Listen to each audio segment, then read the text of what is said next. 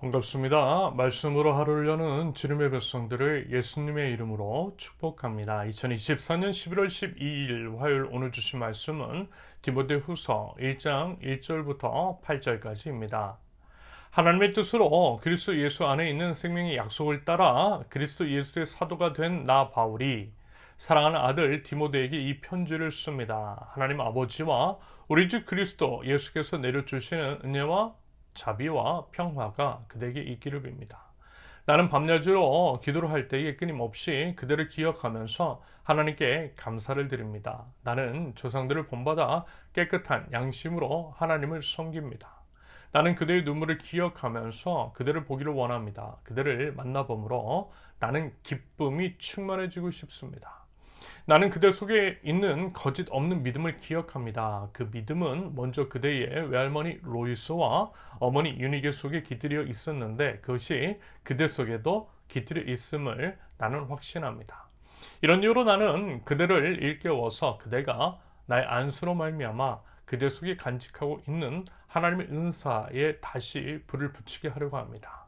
하나님께서는 우리에게 비겁함의 영을 주신 것이 아니라 능력과 사랑과 절제의 영을 주셨습니다. 그러므로 그대는 우리 주님에 대하여 증언하는 일이나 주님을 위하여 같이 몸이 된 나를 부끄러워하지 말고 하나님의 능력을 힘입어 복음을 위하여 고난을 함께 겪으십시오. 아멘. 디모데후서 첫 번째 시간입니다. 사도 바울이 디모데에게 목회적 조언 혹은 지침을 전달하기 위해 쓴 두 번째 목회 서신인 디모데후서. 사도 바울은 1절과 2절에서 편지 형식답게 먼저 문안 인사로서 시작을 합니다. 발신자인 자신과 수신자인 디모데를 언급하면서 본인은 이런 식으로 소개하고 있어요. 1절에서 하나님의 뜻으로 그리스도 예수 안에 있는 생명의 약속을 따라 그리스도 예수의 사도가 된, 이것은 보통 사도 바울이 자기 자신을 남에게 소개를 할 때 자주 사용하고 있는 표현입니다. 그러면서 여기서 중요한 것은 하나님의 뜻으로 자신이 사도가 되었다라는 거죠. 자기 임의대로가 아니라 하나님께서 세우셨다라는 것입니다. 여러분, 이와 같은 인식이 중요하다라고 했죠. 이 안에 담긴 의미는 하나님의 뜻에 대한 전적인 순종과 충성이라고 했습니다. 하나님께서 세워주셨으니 무슨 자신이 특별하다라고 하는, 자신의 이름을 높이려는 그런 의미는 아니라는 것입니다. 오히려 뭐예요? 사도 바울 스스로 하나님께서 맡겨주신 직에 대한 엄중함을 알아 생명을 걸고 그 직을 수행하되 하나님의 명예를 위해서 최선을 다하겠다라고 하는 그 다짐이 있는 표현이라고 봅니다. 여러분, 이와 같은 인식이 중요해요. 내가 아니라, 사람이 아니라 하나님께서 세워주셨다라고 하는 인식. 발령권자는 하나님이시라는 믿음의 고백. 그와 같은 고백이 있을 때에 우리가 서 있는 자리와 맡고 있는 직이 더욱더 소중하고 가치 있게 느껴질 것입니다. 오늘 오제 왕신 하나님께서 맡겨주신 것인데 여러분, 당연한 거 아니겠어요?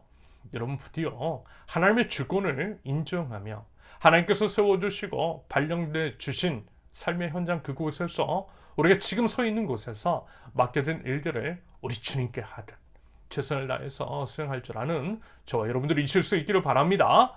이어서 3절에서 5절까지는 사도 바울의 디모데를 향한 각별한 애정을 느낄 수 있는 대목입니다. 그 전에 먼저 여러분, 지금 사도 바울이 어디에 있어요? 감옥에 수감되어 있습니다. 언제 어떻게 죽을지 모르는 상황이더라는 거예요. 만약에 그런 상황이라면 여러분 어떻습니까? 그리고 감옥에서 무엇을 하시겠어요? 사도 바울은요, 기도했어요. 중보기도 했어요. 여러 사람들을 위해 밤낮으로 기도를 하되 특히 지금 편지의 수신자인 디모데를 기억하고 하나님께 감사 기도를 했다라고 합니다. 여러분, 얼마 전 말씀에서 이런 말씀을 드린 적이 있어요. 하나님 나라 백성들은 기도를 해야 하고 기도를 통해서 우리의 믿음을 증명할 수 있다라고 말합니다. 기도는요, 하나님을 믿고 있다라고 하는 증거라고 했어요. 그러면서 우리 기도는 우리 안에 매몰되어 있기보다는 우리 이웃을 향해 있어야 한다라고 했죠. 이웃을 사랑하는 마음으로 이웃을 위해서 중보 기도를 할 때 하나님께서 그 기도와 기도자를 기뻐하신다라는 말씀을 드린 적이 있습니다. 말하자면요, 정확하게 사도 바울이 그랬던 것 같아요. 솔직히 감옥에 수감되어 있으면서 자기 코가 석자일 텐데 자기 자신을 위한 기도가 아니라 어때요? 남을 위해서. 특별히 이제 디모데를 위해서 밤낮으로 중보 기도를 하고 있더라는 것입니다. 이것이 바로 믿는 자의 마땅한 자세인 거죠. 여러분 우리도 부디 그와 같은 믿음의 사람, 기도의 사람이실 수 있기를 바랍니다. 저부터 그런 목회자가 되도록 하겠습니다. 매일 매 순간 여러분들을 의지적으로 기억하고 기도하면서 하나님께 부탁드리겠습니다. 그럴 때에 저보다 여러분들을 더 사랑하시고 여러분들의 사정을 더 잘 아시는 하나님께서 모든 문제들을 해결해 주시고 가장 선한 길로 인도해 주실 줄로 믿습니다. 4절에서는 사도 바울이 디모데를 만나기로 소원한다라고 하는 그 이야기를 하면서 5절에서 특별한 언급을 합니다. 그것은요, 디모데의 믿음, 물려받은 믿음의 유산에 대해서 이야기를 하는데요. 디모데의 믿음이 그의 외할머니와 어머니로부터 비롯된 것임을 밝히고 있어요. 맞아요, 여러분. 이런 게 있더라고요. 믿음은 전해지더라고요. 꼭 그런 것은 아닐 수 있겠지만 대체로 좋은 믿음은 자녀들에게 이제 전해집니다. 바꾸어 말하면 그 믿음이 전수될 수 있도록 그 책임이 부모 세대에 부여되어 있다라는 것이겠죠.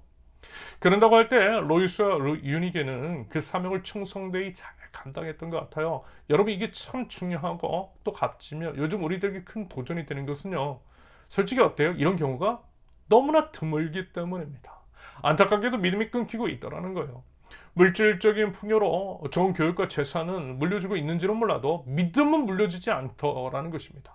믿음이 끊기는 경우가 많아요. 하지만 여러분, 우리가 진정 믿는 사람이라면 오히려 다른 것들은 조금 부족해도 믿음만큼은 물려줘야 하지 않겠습니까? 여러분 지금이라도요. 괜찮아요. 기도할 수 있기를 바랍니다.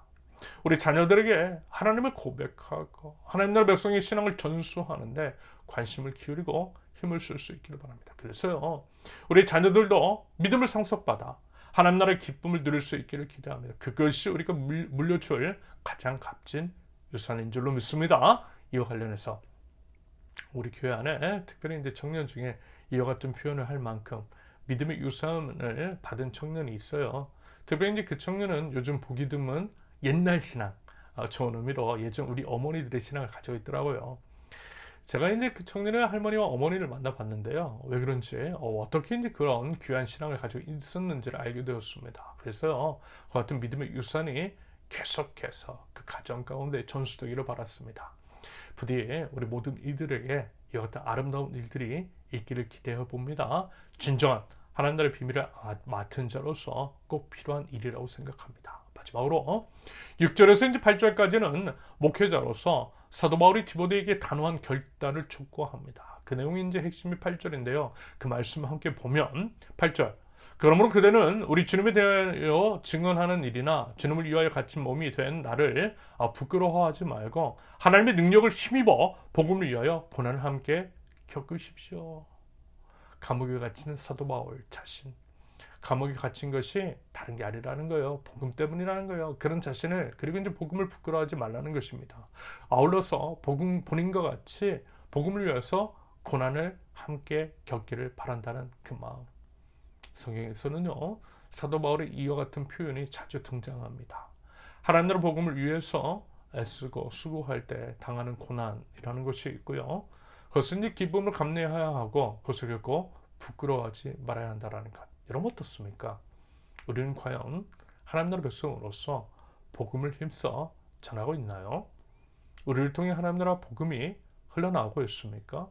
복음 때문에 당하는 어려움이라든지 고난 같은 것들이 있는지 아니면 믿음에 따른 삶이 없기 때문에 고난이나 어려움 같은 것도 겪어본 적은 혹시 없는 것이 아닌지 아마 이제 요즘은 다들 이러지 않을까 싶어요. 사실 이제 교회 다니는 것이 부끄러울 수 있는 시대잖아요. 솔직히 이제 세상 속에서 우리 개신교의 이미지가 너무 좋지 않아요. 그래서 이제 교회를 안 나간다라고 하는 가난한 성도들도 엄청나죠.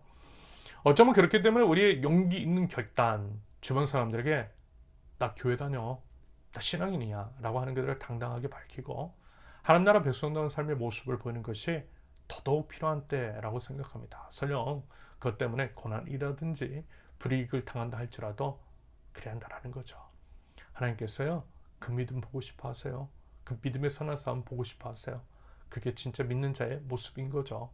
바라기는 그와 같은 믿음의 결기가 있는 저 여러분들 복음을 위한 고난이라고 한다면 기쁨으로 기꺼이 감당할 수 있는 믿음이 있을 수 있기를 예수님의 이름으로 축원합니다. 함께 기도합니다.